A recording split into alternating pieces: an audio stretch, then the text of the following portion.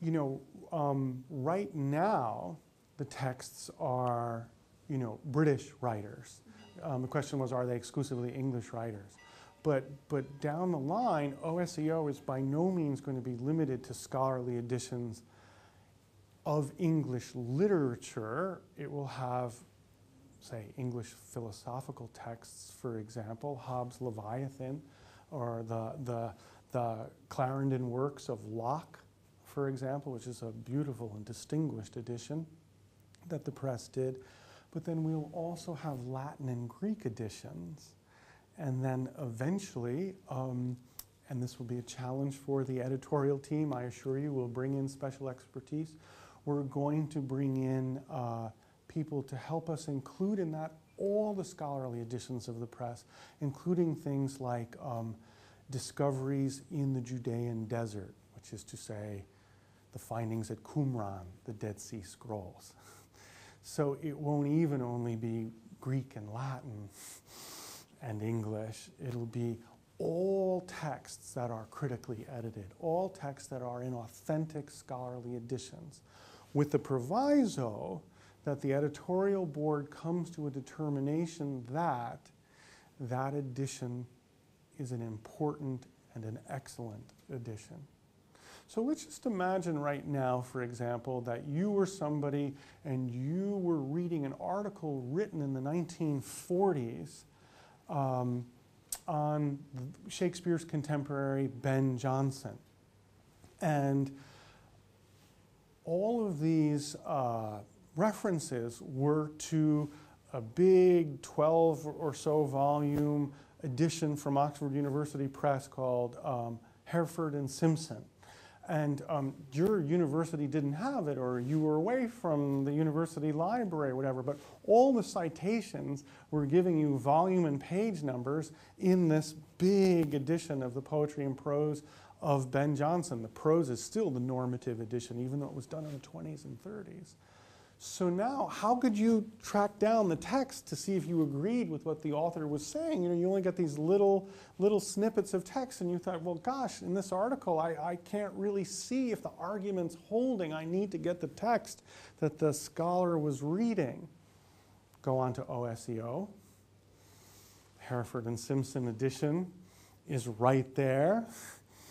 And you could go to volume and page number quickly, easily, cut and paste text into your own Word programs, make annotations, join your PDF to that, whatever you wanted. You could save that for later so you could come back to it.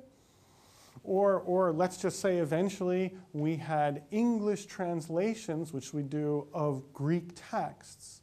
Well, in OSEO, you'll be able to say, I'd like the Greek text in the Oxford Scholarly Edition, please.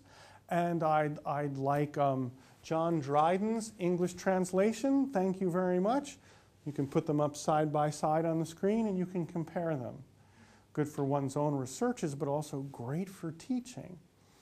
Or you can say, well, there's a poem called Love's Complaint by 3 or 4 different authors in OSEO, all in the Renaissance.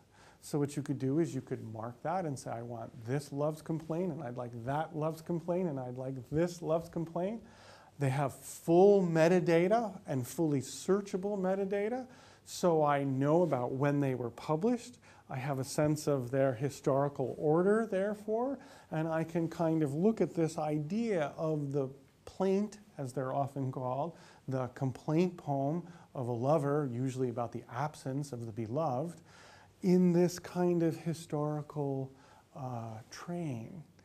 And that's a fabulous teaching tool. I imagine many, many scholarly publications are going to be enabled by OSEO because people will be able to create juxtapositions and create analytic frameworks that they were never able to create before by saying, well, you know, if they search Love's Complaint, and all of a sudden they say, wow, I didn't know there were 4. I only knew there were 2.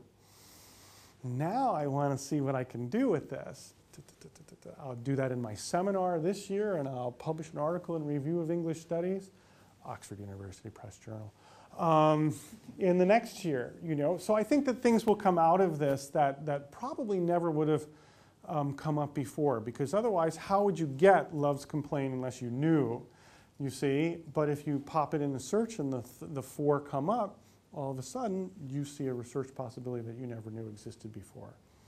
So you could not have an edition, very easily one could not have an edition that was integral to the scholarly conversation 40 years ago, 20 years ago. And you need it because you want to join in the conversation now. Well, if you have OSEO, you can become part of that conversation. Whereas if you don't have OSEO, you end up going on Amazon and saying, how much is that Hereford and Simpson used? And then you find out, well, I could buy it 1 volume at a time over a period of 35 years and collect the whole set. Or I could get my dean to buy OSEO. For me, for instance, there's a marvelous edition of the Correspondence of Alexander Pope. And I have been looking for it. I want it. It's a scholarly edition. I'm mostly an 18th century scholar. And I've been looking for it for about 10 years. I actually want to do a new edition for the press, which is why I want to have the correspondence in its original form. You can't get that for less than £500, which is rather dear, it seems to me. Well, if your institution has OSEO, you have it on your laptop every day. And it's there, and you don't have to hunt for it. And if you're a nerd like me, you can take it on holiday.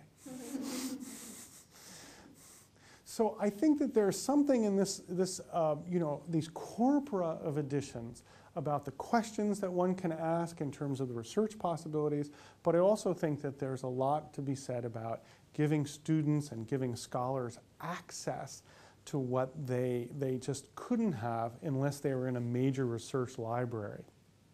And then to have all these things up in one time is going to help people. It's going to change the way people see. I should point out that every one of these editions will have a PDF of every page opening standing behind it. So not only are all the texts double keyed, not only are the texts very carefully marked up, not only will the search engine be extremely powerful, all of the things that you would expect from an Oxford electronic product. But in addition, when you buy the electronic product, you're also buying a PDF of every page opening of the physical book. Why? Because you might remember from your undergraduate days, oh, I seem to remember, what a strange thing, that's in volume 3, page 333. And so you can punch that up in the PDF, and there it is, a third of the way down the page in volume 3 on page 333. And you have that right there for you. So you could even read it as a kind of a simulacrum of a printed book if that's what you wanted to do, although that's not really where its digital power comes from. But it's there if you want it. But that also allows the scholar to check the integrity of the transcription by looking at the originary edition. So again, reliability in these texts is supremely important, and that PDF backup, I think, is something that's a really important feature. Again, nobody else has that. It's not that hard to do, to be frank, but I know no scholarly editions that do this. So I don't know anybody who's publishing corpora of scholarly editions, and I don't know anybody who would be backing them up by saying, we'll give you, as it were, PDFs page by page by page of what was printed in its original version, but also now we've remediated it and repurposed it for your 21st century scholarly purposes. Yeah. Questions?